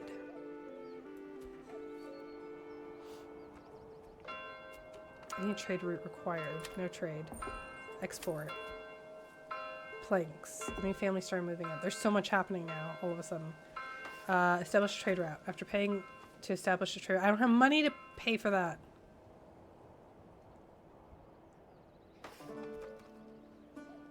Crap. Did I goof? Pressing the peasantry out usually work. Pyre, I've tried that. This game is literally... That's what this game is. Okay. Is there a way I can tax them? During plowing, planting, I max out the farmhouse and families to speed it up. Oh, okay. Good to know. But can I tax people? Some trade you can do without building a route. Okay. Well. Trade. Well, I have new families moving in, so that's good. So I have 3 people doing construction. Oh no, you're all going on the farm. Well, now, hold on. I think we need one of you over here, because it seems like the flax is doing something. Okay, trade. Focused on trade. We need money. We have to have money. We can export stone. Let's do no trade there. Let's export stone. We have a lot of stone. What does this mean? Why can't I do this? Global market supply average. Establish trade route. 6. I don't know what that means. Why is 6 in red? That leads me to believe I can't export it? Can I export people? No. Just weapons. Okay. Alright, let's try that.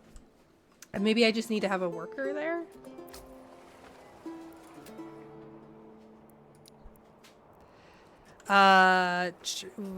Trade berries or something. What? Can I? I don't know if I can do that. More seriously, not sure how much explaining you want. As I'm new here, I don't want to backseat you. Oh, you can totally backseat. You can totally backseat. Like, don't be mean? Question mark? But otherwise, yeah, backseat is fine. Oh, do I have to have a horse? Wait, how am I getting money? No, I'm not getting money. That's just telling me how much the horse is. After placing an order, a livestock merchant will come to your town and deliver the animal. No, that's to deliver the animal. Okay. Oh, I got money. Oh, I got money, so that worked. Okay, we're fine. Okay, we're fine. No trade. How much do I have of these things?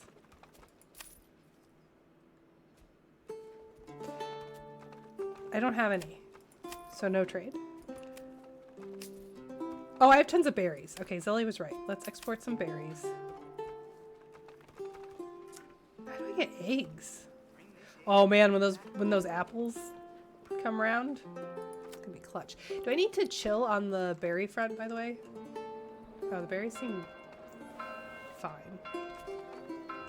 Okay, new mercenary companies available. We are not a warring people. We are struggling to farm, my friend. I do not have anyone to spare for anything. A trading post should give you local wealth, but you can use that to upgrade plots, etc. Once you build a manor, you can tax. Nice! That's what I'm going for.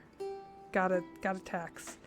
I don't want troops. I think this is going to be my downfall, but I desperately do not want to do any kind of martial combat.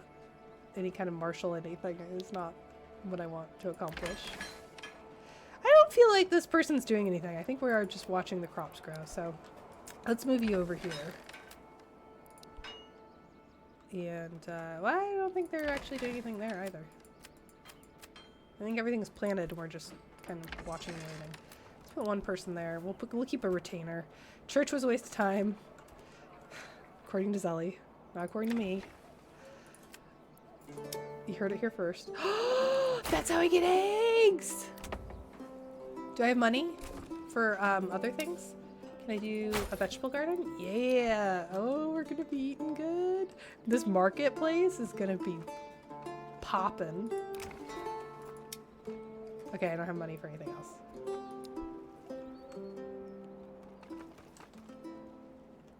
Oh, 84%? So 85% satisfaction. We're doing great. They're gonna pay so many taxes. Can't wait till tax season rolls around. Let's build another road, shall we? Get that infrastructure going. Actually, let's not. That's a bad idea, because I think I want to build more farms and stuff. We have three people available for construction. I think, does it make sense to have more wells? I feel like people need water. Like, it'd be more, they have water, okay? I'm not a monster, they have water, but it'd be more convenient if we put like another well in or something. Drawing water seems like it is awful, so. Okay. We need more money. We need more homes, we need more people. So, we're building an empire, we're not just building a peasantry, we're building an empire. We're not building a country, we're building an empire. Careful, you're about to run out of timber and block yourself. Make sure you have a logging camp facing like it. Okay. Do I not have a logging camp? Okay, let's not do... Oh, you can reduce the number of plots? Oh, how incredible that I'm learning these things.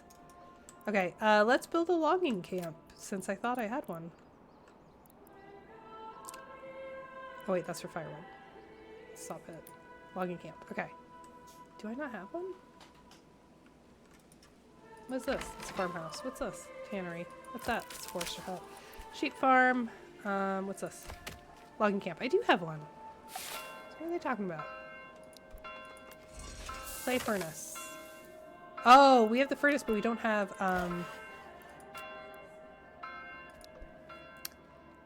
don't have clay. I also need to employ people.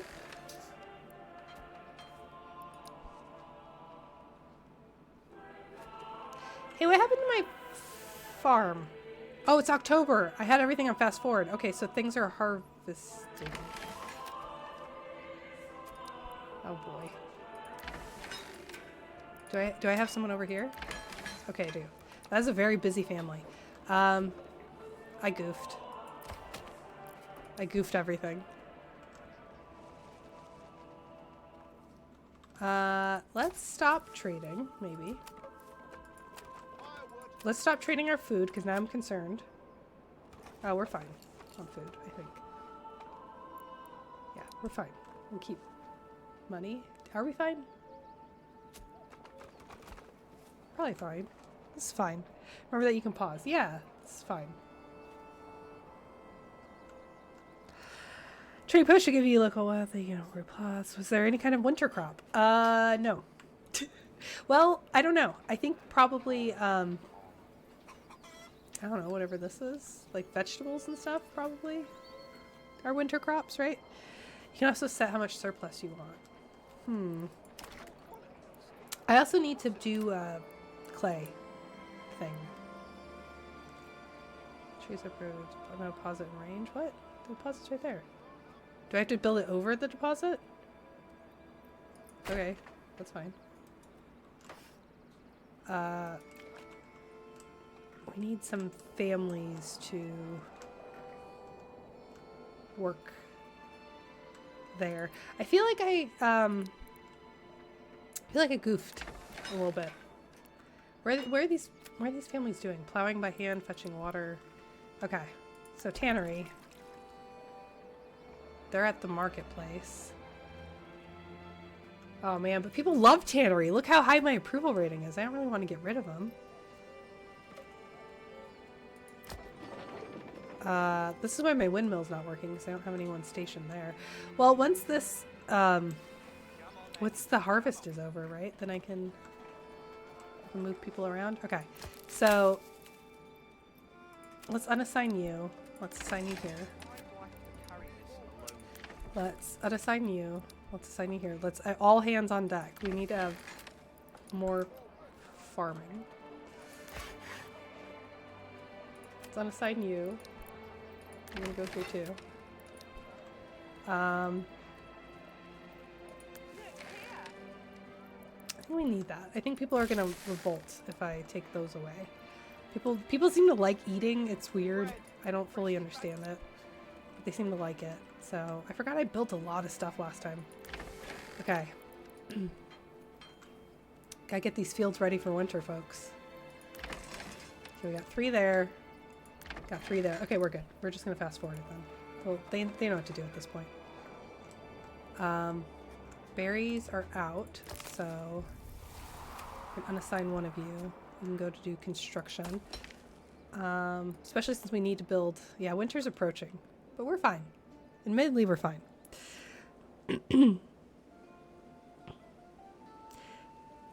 Meat is your winter crop.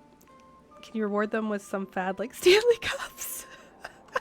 Is there a term for when a game weaponizes your own mental illnesses against you? I just started playing Satisfactory. In what way, Viper? Or just addicting, right, Pyre? In what way is that weaponizing? Like, let's talk about this. So as a Take This ambassador, I will happily talk about mental health. I have obsessive compulsive disorder, which is why I love these games, because it lets me tunnel vision in a way that I find very satisfactory and, haha, pun, and soothing. And I think a lot of other people hate these games, which is fine. I very much enjoy them. Hey, speaking of meat as our winter crop, how is our forestry going? Not forestry, our hunting camp.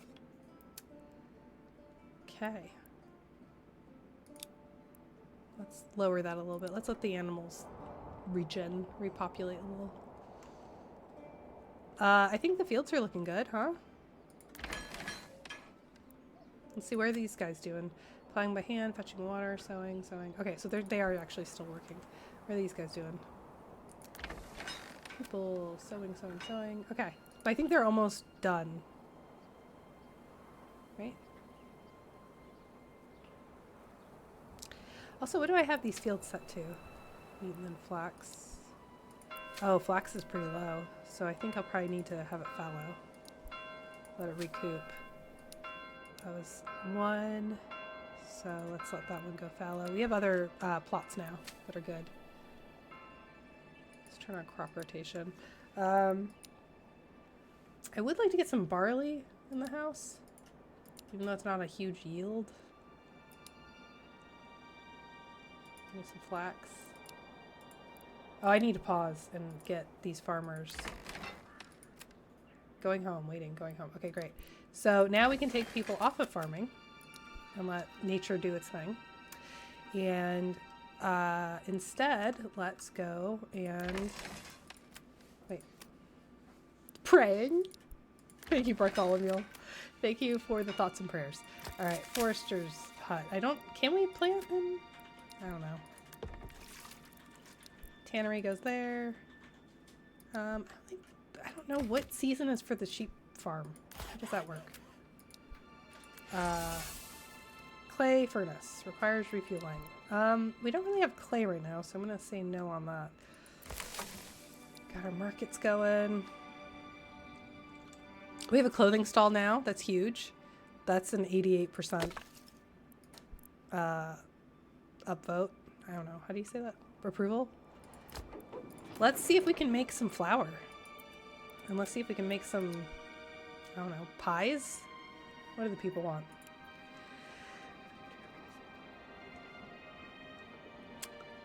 Any game with Facto in the title is likely a major time sink, right? Targeted design, we call it. Right, Sully? There's addiction and there's the OCD of arranging your factories nicely and the ADHD because there's always something else to do. Oh yeah, it scratches some itches, huh, Viper? It's like that Planet in the Ender's Game series where they discover they were all bred to have OCD to be really good workers. I have a story, Spanker, and everyone. Have a good Sunday, Sexalia. It was good to see you. Miss you. Still all of them hit the dopamine now. Just one form of addiction or the other. Neurodivergent game devs make a game that deeply appeals to neurodivergent players who financially support game development of the next game, The Circle of Life. Pie cake? I think they want bread. Let them eat cake, Pyre. If lying in bed thinking about how to optimize copper wire production as addiction, drugs seem like the better option. I love that. Okay, so I have a story. I'm going to keep it anonymous, but a dear, dear, dear friend of mine who is a game developer has bipolar and found that if they synced their manic and depressive episodes with their sprint cycles, they were extremely productive and in fact like very well compensated and rewarded for having an illness in the games industry. Which on the one hand, good for them, and on the other hand, my God. Right? What's the line between dark patterns and representative patterns? Right, Spaker? Wow, yeah, it's dark, huh?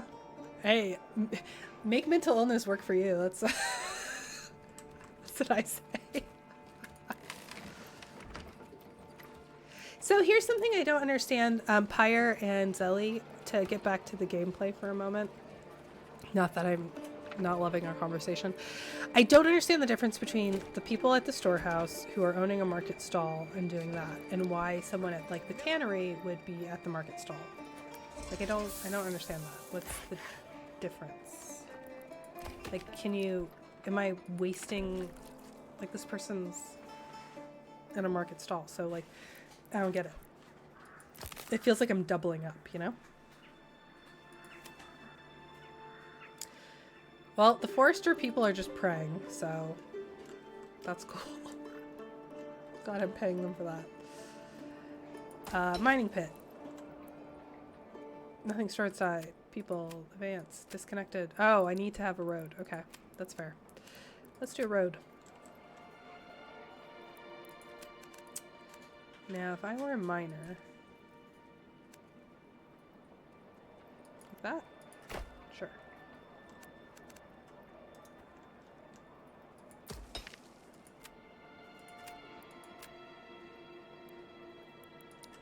We also have a mine that we haven't really taken full advantage of, so should probably build something there, get some more resources going, make some more money. We have so much money now.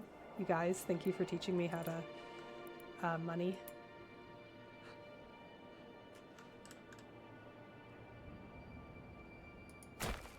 Okay, look at all that. We're gonna get so much money. This is even before tax. Doing great. Sure, it's December. Sure, people are cold and hungry, but we're doing great. Admittedly, I think we're doing awesome. Jordan! Have you resorted to cannibalism yet? Yes, but not out of necessity. Less of a resort and more of a choice. Almost feels like Memento. They sell different products. Okay. And product diversity makes happiness go up. All right. Jordan, we missed you earlier. We were talking about VR and immersion, and we watched a clip of the Jenny Nicholson video on the Star Wars experience. I haven't figured out the details there myself. Working theory, if your tanner outproduces leather and it goes in the storehouse, you have enough people in the storehouse, you eventually double up. Okay. But it also increases product diversity. Nice. Yeah, and immersion too. So I also actually, Jordan, I forgot that you are a Star Wars fan. So I think you'd be interested for multiple reasons. Wait, do I have 2 Forester huts? I do. Crap. Whoops. Looks like we're demolishing that. I forgot I had already built one. Ruh-roh. Oh, this is great because now we're getting clay. And then now we can fire up the clay furnace. And now we have, these are our winter crops, clay.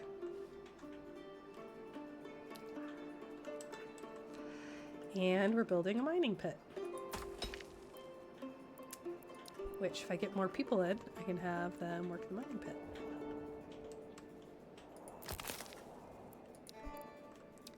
"94% approval." Man, these people are going to pay so much in taxes. They're going to be happy for it. It takes so little, chat. I need you to understand how little it takes for me to turn into an absolute monster. Just an absolute monster. So, do we need more cows? Oxen?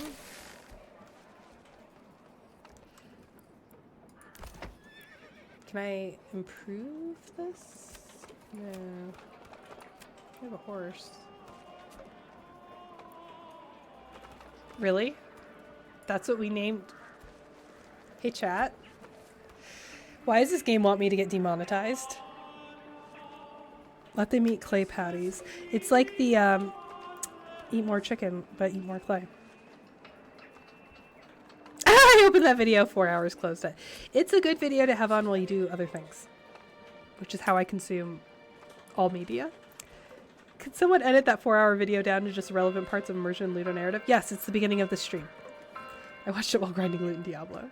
It's amazing. Let's rename this cow. It's a good ox name.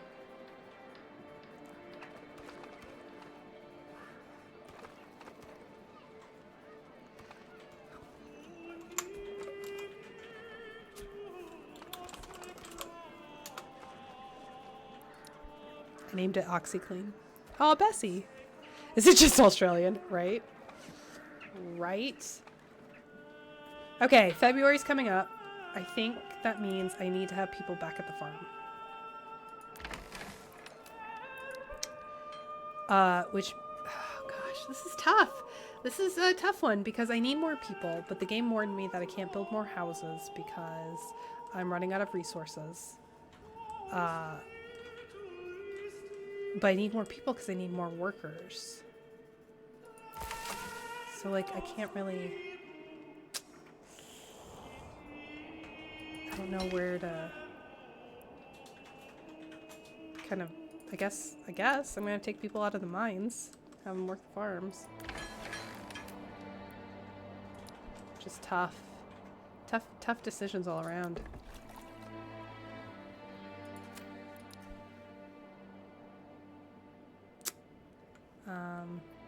Alright, we're gonna have to build more stuff.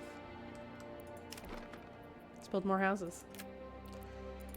I like that you can change the density. That's something I just learned that I think Zelly was trying to communicate to me earlier. I'm pretty stoked about that.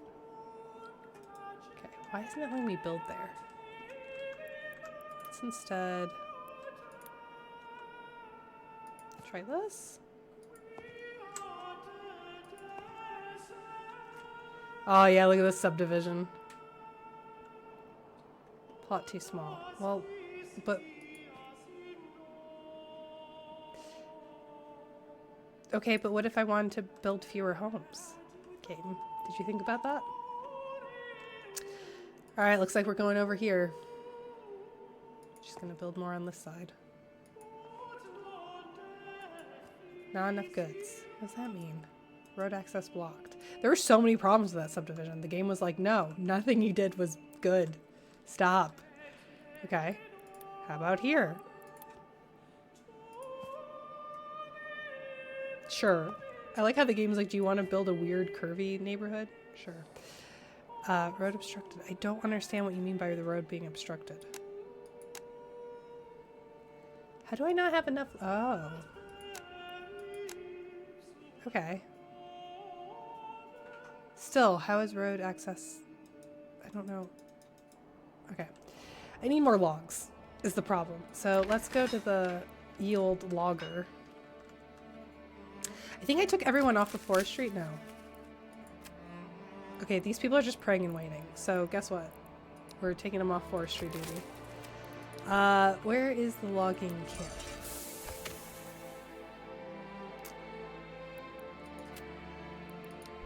Okay. Is this person actually making stuff? Yeah, they are. Okay, good. Saw pit, they're also making stuff. Let's take people off the saw pit because that's using logs, right? So that should help for a minute.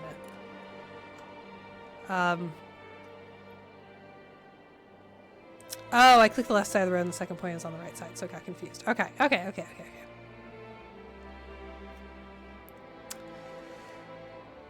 Where's the setting for child labor threshold? Spanker. I think it lied to you. If you have a logging camp and it's being worked, you should be fine on building burgage plots. Well, I think I was making too many planks. We're listening to plane chant, right? Also try moving the logging zone to somewhere fresh. Okay, that's great. That's a great challenge for me because I don't know how to move things. Logging camp. Advanced.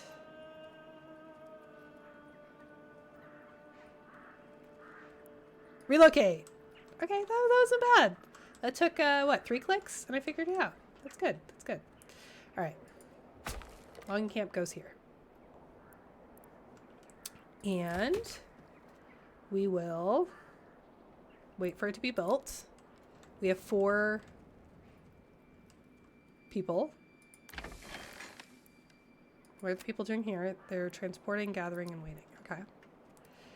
So that doesn't seem like it's super pressing.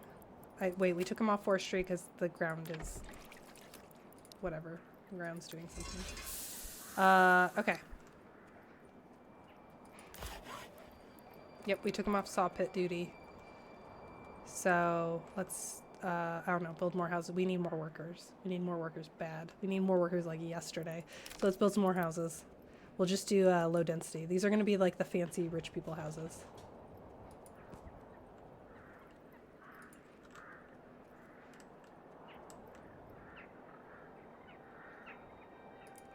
I mean, this is fine, right? Just build over someone's chicken coop. It's fine.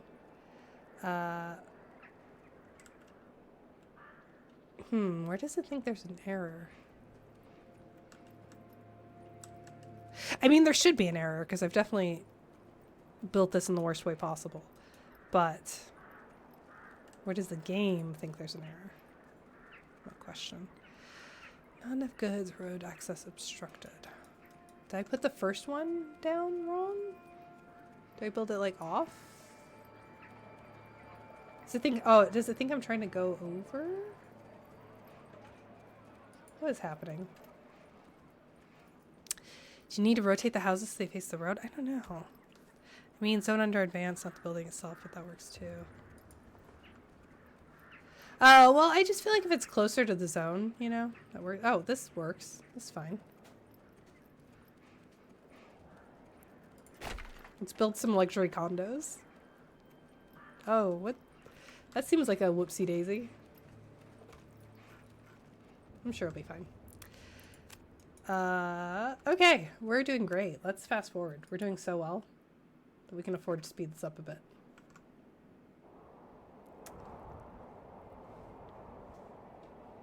Hey, are we making bread yet? Let's, communal oven, people transporting. Oh, I think we are making bread, and I think that's part of the reason why we're so happy, right? Oh, 100% happiness in winter? Nice. All thanks to our church level, which has no one working in it and nowhere to put bodies. It's fine. Don't worry. It's fine. All hail Ashley. You know what is disturbing, Spanker? I mean, that is a good joke, but in all seriousness, you know why this is bad? Because I've turned this into Cult of the Lamb. Oh, the leftmost side house would not have access. Well, I think it fixed it? Question mark. Dense and fresh is what they called me in high school. Nice. Nice. Let's put on regular speed. I've turned this game into Cult of the Lamb so quickly without any prompting, and that is a choice. A passive yield of hides. Nice, I want goats. Can we do anything here? No, we can upgrade to level 2.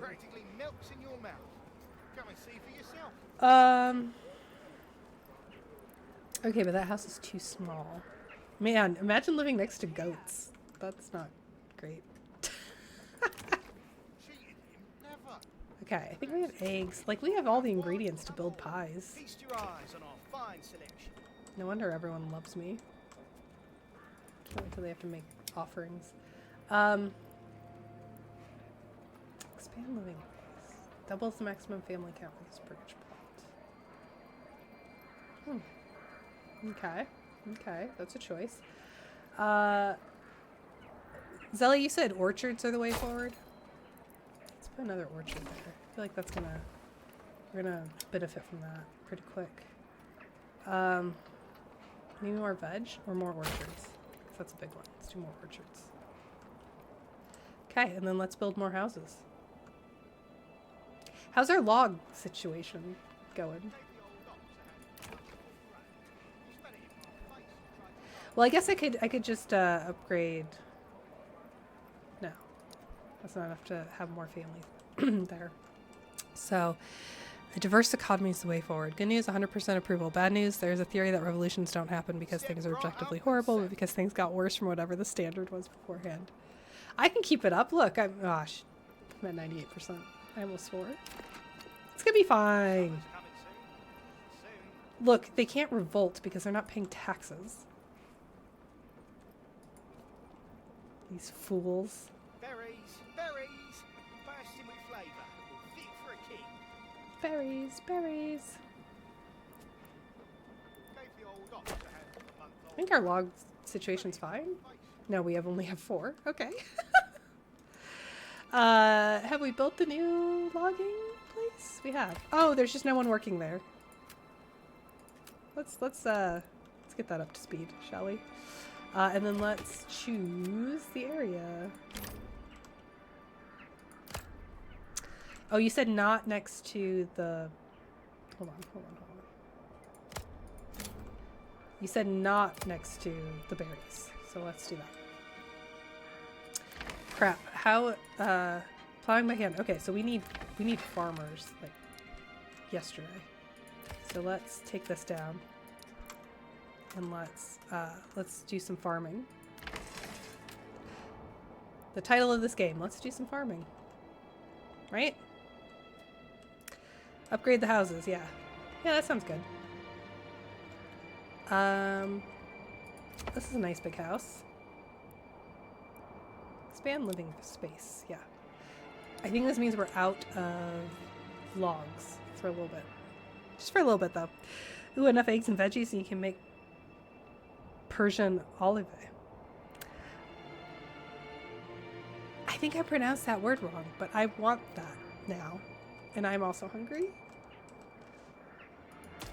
So hungry. Okay. Let's also start mining. How are we on animals? Did we... Okay, they're selling things. Okay.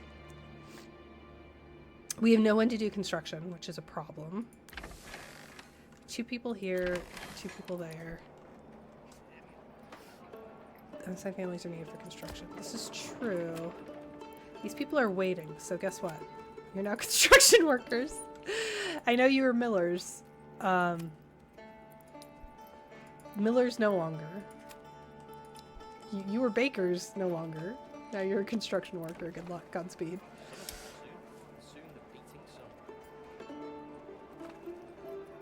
Let's do a vegetable garden. I think we need more eggs. Right? Okay, where can we upgrade? We need more people. How do we do that? Yeah, let's expand living space. Can we expand living space? No. Okay.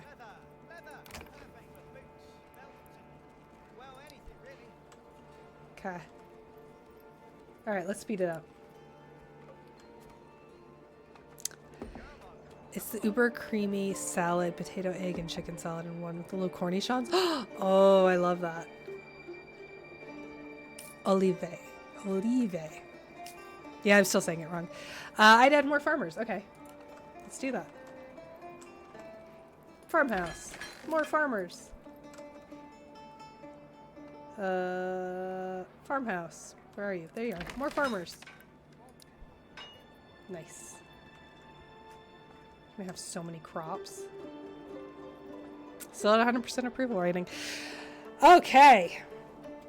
Planning is more time sensitive than construction. This is true. This is true. So it is time for me to pause the game and get food because are you doing crop rotation? Zelly, you have so many questions. Yeah, I'm going to come in and judge your farm. No, I'm kidding. I'm totally kidding. I am doing crop rotation according to their percentage yields, and I have to leave a couple fields fallow because I was getting like yields of 1% or something. Vaccine is totally allowed. I was kidding. I'm teasing you. It is time for me to... The Midwest has entered the chat.